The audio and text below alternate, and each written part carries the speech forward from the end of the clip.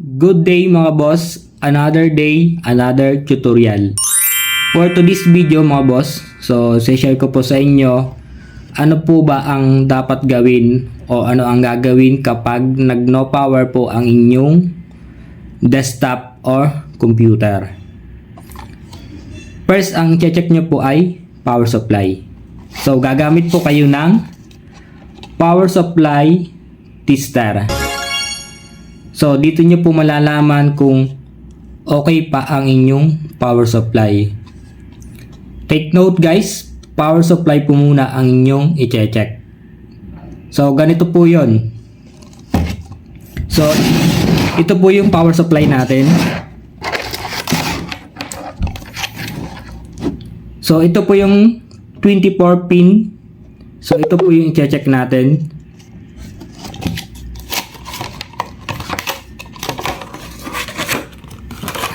So, ito po ay 24 pin na. Then, meron po siyang 8 pin at 6 pins. So, dito po natin ilalagay yung ito po ang cable. So, dito po natin ilalagay sa 24 pin.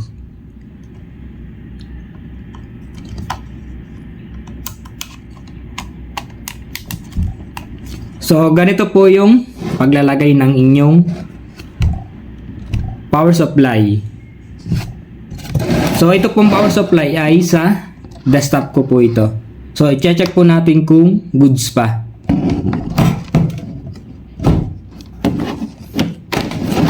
And then, so, kailangan po natin ng power cord para matest po natin.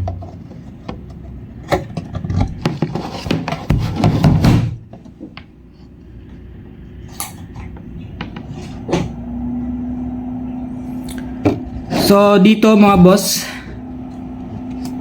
makikita po natin na okay pa yung power supply. Wow! Basta umilaw po ito, ay goods pa ang power supply. So, check din natin tong pan ng power supply. So, umiikot po siya. So, big sabihin, goods pa yung power supply natin. So, meron po ditong hindi umiilaw kasi dito po ay sa floppy. So, kailangan po nito para sa pag-check po ng power supply.